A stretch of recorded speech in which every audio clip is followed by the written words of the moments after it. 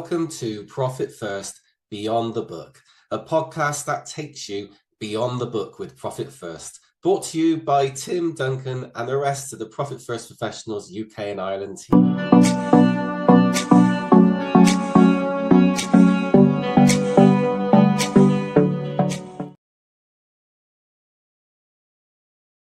Hi, and welcome to this week's edition of our podcast, Profit First Beyond the Book.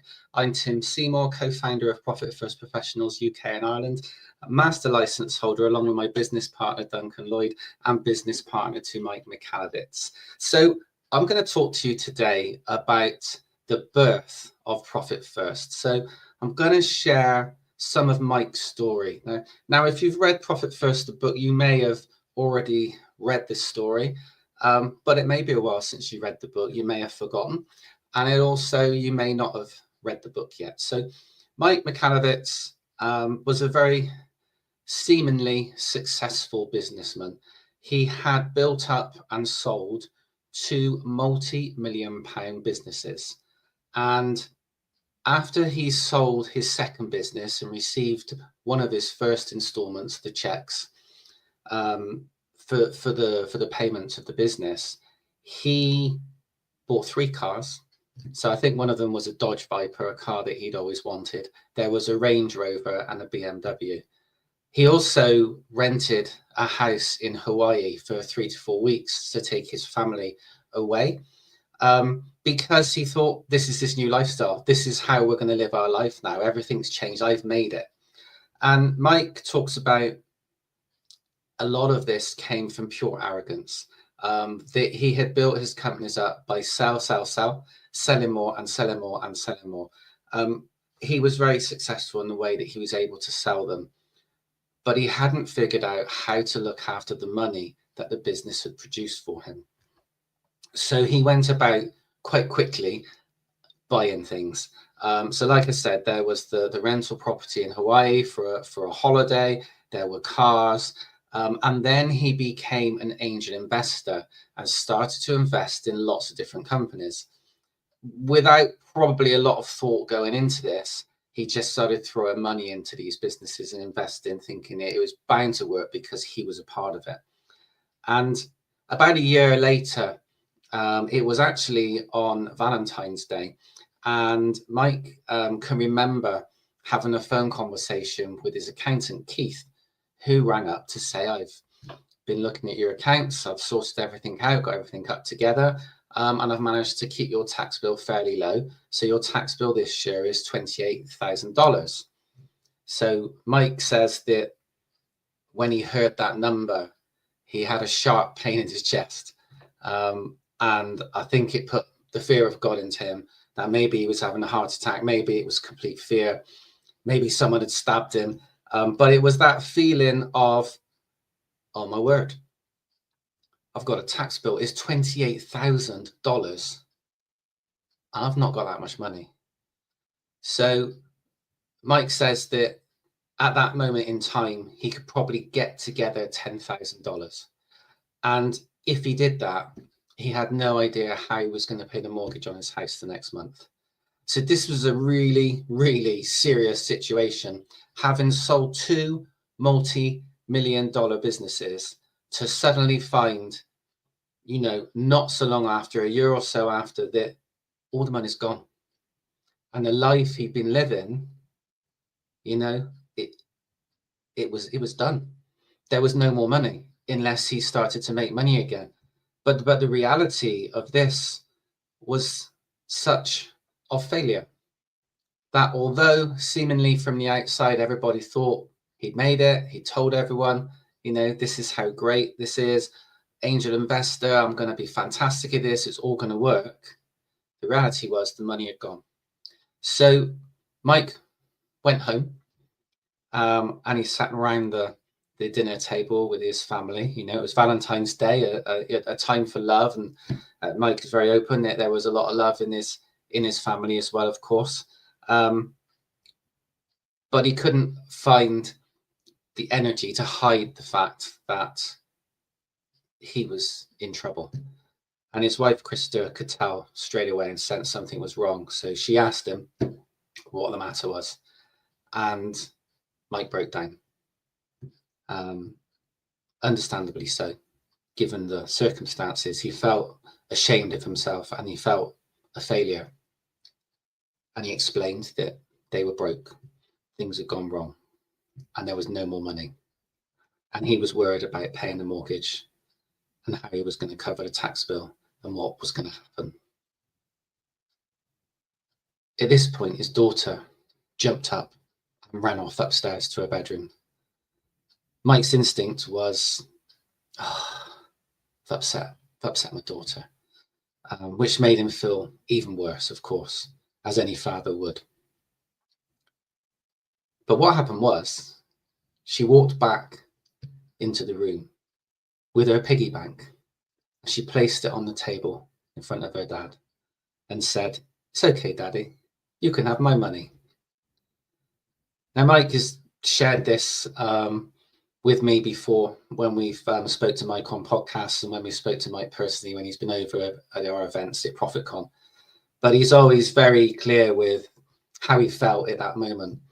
You know, immense pride, obviously, so proud of his daughter at a young age to come down with that reaction, and that was the answer to all their problems. But of course, it was also immense pain at the failure that he felt at that moment. And what followed was about 6 months of depression. You know, I think when we are at our lowest point, we think the only way is up. Sometimes you have to sink even lower before you can drag yourself back up. This happened with Mike. So 6 months or so of depression, quite a lot of alcohol flowing, feeling sorry for himself, feeling ashamed. And as time went by, thoughts started to occur to him. And as you know, if you've hit rock bottom yourself, and many of us have been in very low places in our life, so I'm sure a lot of us can understand the situation that Mike found himself in. But when you are down there, there's a moment where a glimmer of light hits you. The sky suddenly seems blue. The sun started to come out. And you can see a way to move forward. And with Mike, this was where he started to form the core principles of profit first. A lot of this comes from how he sees human behavior. And humans, you know, we just don't act in a logical way. We're quite illogical. We make decisions based on emotion. We make spending decisions based on emotion because we have shiny object syndrome. I think everybody out there at some point in their life has spent money on something without really thinking, because the decision was made on pure emotion, on, oh, I really want that. That's going to be great. That's going to solve all my problems. The reality is it probably didn't solve all your problems, but it might have been a nice thing to have at the time.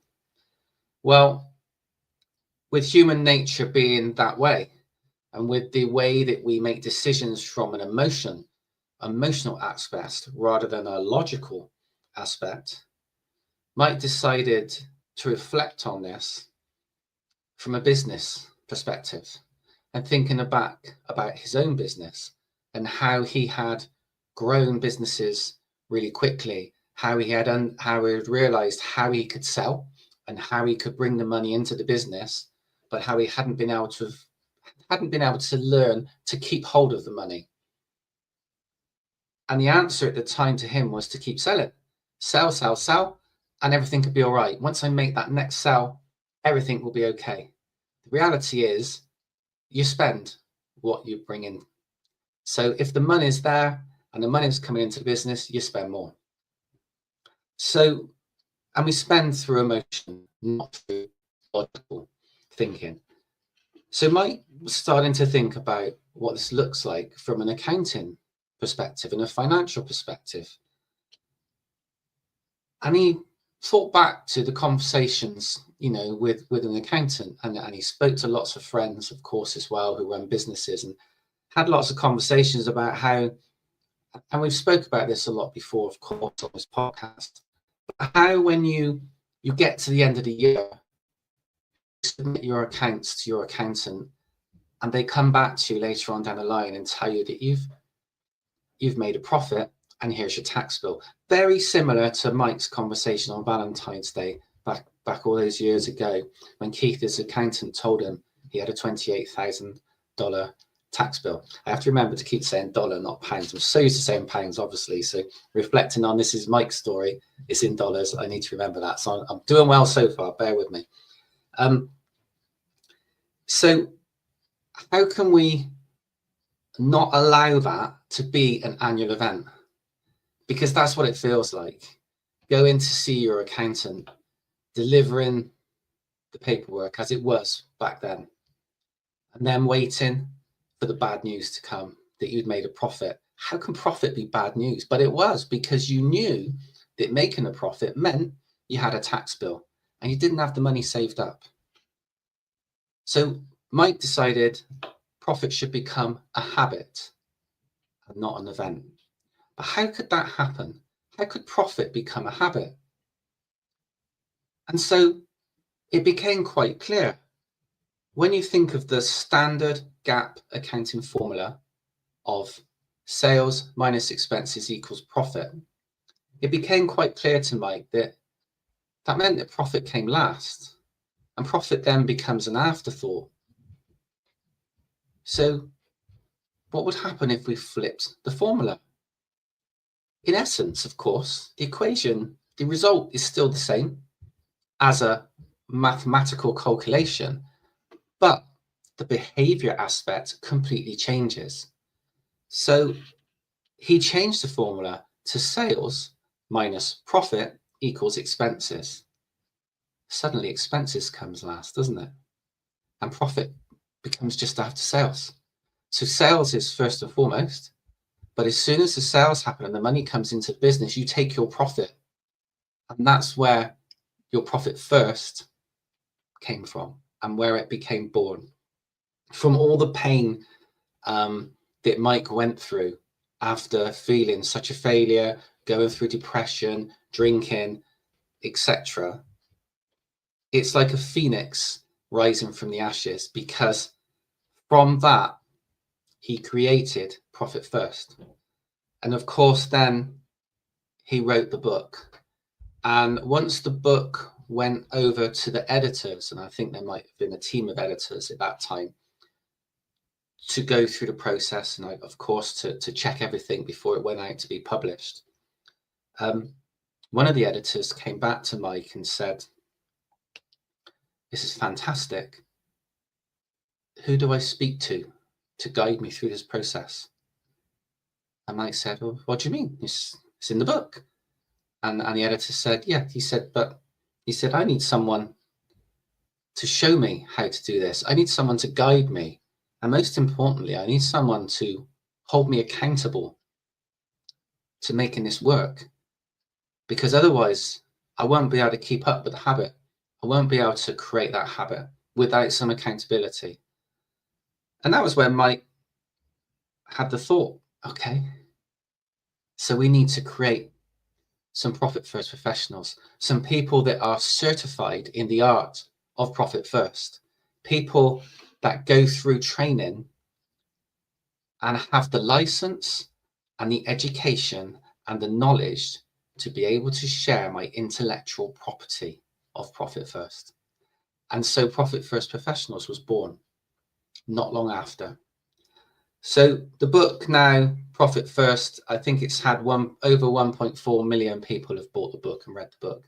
It may be more, because obviously it's changing all the time and increasing. But 1.4 million people, and many of those people take action on the book and look to implement Profit First in their own business. Most people need guidance, need accountability, and that's when they reach out to a Profit First professional. So Mike's dream of Profit First was to eradicate entrepreneurial poverty so that no entrepreneur that could build businesses, that could run businesses, would ever feel the way that he felt in that period of time, those few years ago, that started on that Valentine's Day, when he had to tell his family he was broke and his daughter put the piggy bank of coins in front of him. And Mike talks about other things, of course, in the book. There's lots of stories of people that have been successful with Profit First. But there's something that stood out to me. Having gone through implementing Profit First in my business, 5-6 years ago now, when my accountancy business wasn't in a great state. And I know I've shared this with you before, but Mike's referenced the feeling of looking at your profit assessment for the first time as how you feel when a bucket of ice cold water is tipped over your head. So if you can remember, a few years ago, everybody did the ice bucket challenge, and we all filmed ourselves having a bucket of ice cold water tipped over our heads, and we put it onto social media, and then we tagged other people for them to have a go as well. And it seemed to go around everywhere. So I'm sure you do remember that. But it's that feeling of wide awake. Oh my word, is this really where I'm at with my business? What happens next? And that's where the value comes from Profit First, because the next step is you changing your behavior, starting to take your profit first. And it comes from profit becoming a habit rather than an event at the end of the year. When you're moving your money into a pot on a regular basis, into a profit pot, you're not going to be in that situation when you get to the end of the year. You produce the accounts, you make a profit, and you think, but where is the profit? And you don't think to yourself, it's just an accounting profit, because I've already put that money into my profit pot. I know that money is there, or I know I've rewarded myself on a quarterly basis from that profit pot because I've taken my profit first. You know that the money is in the tax account way before you have any idea of what the tax might be. Of course, if you're an accountant and bookkeeper, you probably do know what the tax is going to be in advance. And if you're putting the right percent away, you'll be able to monitor that on a regular basis and make sure that you've got your percentages right. If too much money is going into the tax account, you might be able to reflect on that and think, can I put a couple of percent somewhere else? You may be quite happy to build up a buffer and think that's okay because there's more money going in. There'll be some there for next year as well. You're able to pay yourself the right amount of money. You're able to, with the Profit First, you can have a look at how much you need to pay yourself from your business at this moment in time. What do I need to pay to cover all of my personal commitments? Am I paying myself that amount regularly? If you're not, then you need to work out what your percentages are to understand how you can pay yourself the right amount each month. That's kind of your first target when you start with Profit First, is to be able to pay yourself the amount of money that you need to look after your personal financial commitments. Because without doing that, you're going to create a world of debt. Nobody wants that for you. After you've worked out and you've started to pay yourself the right amount each month to cover those personal commitments, then you need to look at the percentages again.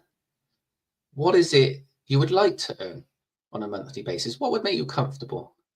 And so that's your next target. Now you're aiming towards achieving that for your owner's pay pot. How can I get to this point? I know I'll be comfortable. I'll be able to cover all my personal commitments easily, and I'll have an excess amount of money where I can start to strategize on what I'm going to use that money for. It may be additional monthly spending, but it also, going out, socializing, that kind of thing, on your hobbies, but it also might be going towards a holiday.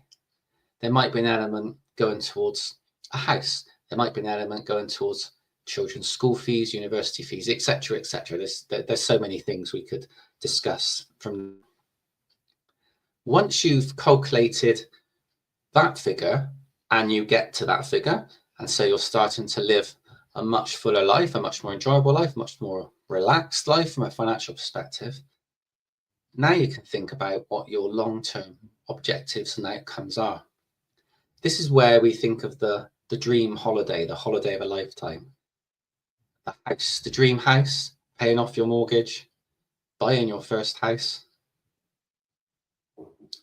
putting your children into private school, paying for their university fee, these higher level outcomes that we're working hard to achieve. Being free from your business, being able to employ other people so that you can step away and just dip in and out of your business. Maybe it's a boat that you want to keep down on the harbour. Maybe you want to sail the Mediterranean every summer. You know, whatever that outcome is, that's the next place to start working out how you can achieve that from the business. So the percentages, we need to start thinking about how we can tweak those percentages again. How can we move the dial up? How can we make sure all of this money that we're bringing into our business is going in the right areas so that we can achieve our outcomes and our objectives? And in the meantime, you're still covering all of your expenses for the business, of course, because what we've done is we've made sure that the expenses are at the right level. We've made sure we're not paying for things we don't need. We've made sure that the payments we're making are investments for a reason and for a purpose, and they're giving us a return back on what we're investing.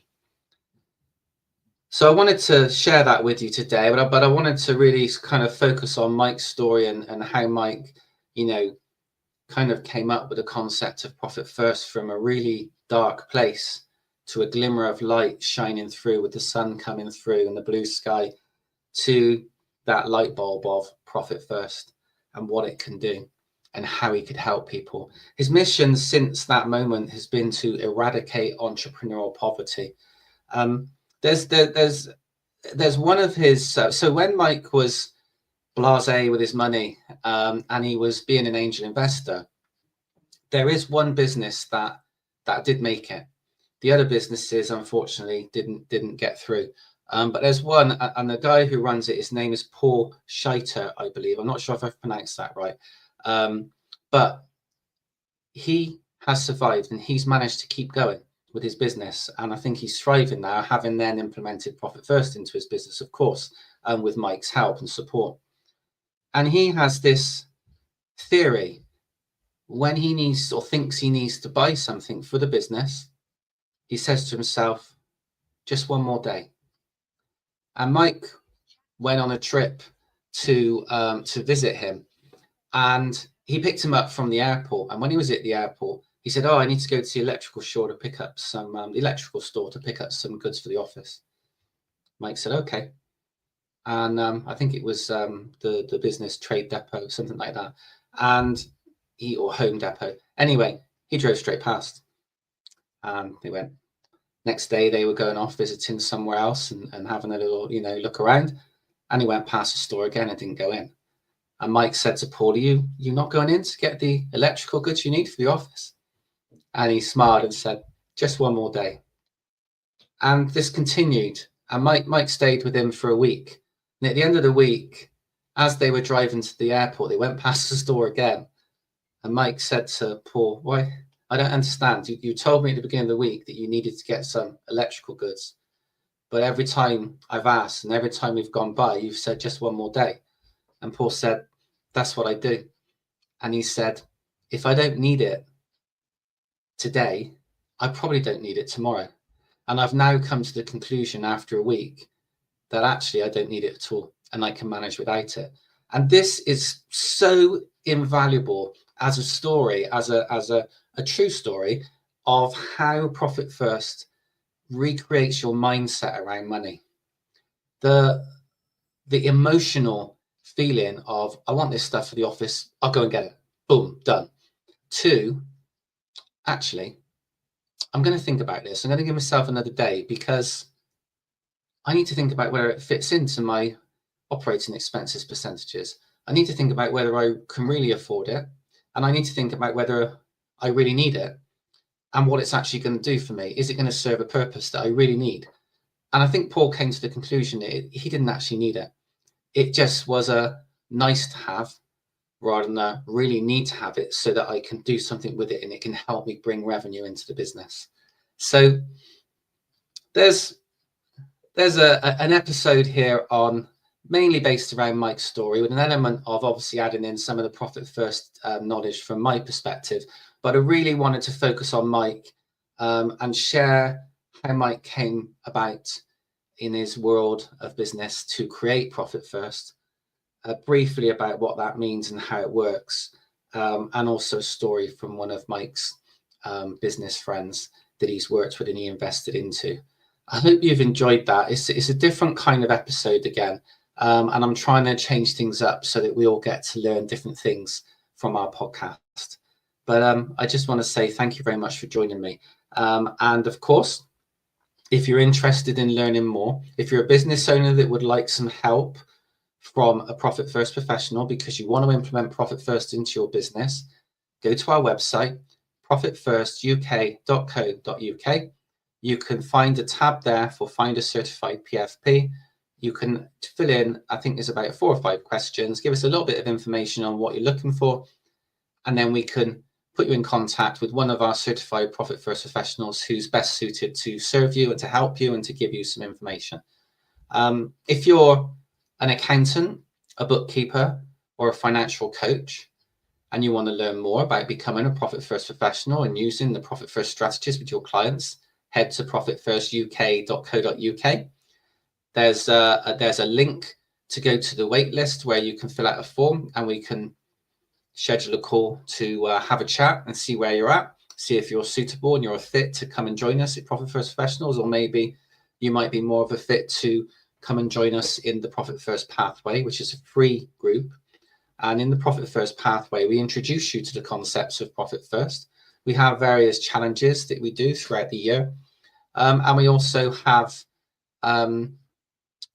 calls where you can come and join, you can come and meet other people, you can chat to some of the certified Profit First professionals that are in our world. So if you're interested in that as your first step into finding out more, please go to Facebook, type in the Profit First Pathway, that's the Profit First Pathway, into the search bar, and you'll be able to request to join the Profit First Pathway with us. You'll have to answer 3 or 4 simple questions, agree to the rules, and we'll let you in. And then we can get to know you in a much more kind of relaxed atmosphere. You can just sit and lurk if you want to. If you're a lurker and you want to be in the background, join the Facebook group. Just sit back and just watch what goes on. And we share lots of things with you. And if you want to know where you're at from a Profit First perspective right now, you can take our Profit First assessment. So this is in Score App. So you just need to type into your search bar profit-first-assessment.scoreapp.com, and you will have access to this quiz. It gives you an immediate report as soon as you've answered however many, I think it's about 20 questions, fairly simple. You should be able to do this in about probably 2 or 3 minutes, and you'll get a Profit First assessment straight there for you at the end of that. So that's profit-first-assessment.scoreapp.com. Thank you very much for joining me today. I've really enjoyed your company, and I hope listening about Mike's story has reinvigorated you if you know about Profit First. And if you don't know about Profit First, hopefully it's given you some information that you can take away and think about finding out more. Have a great week.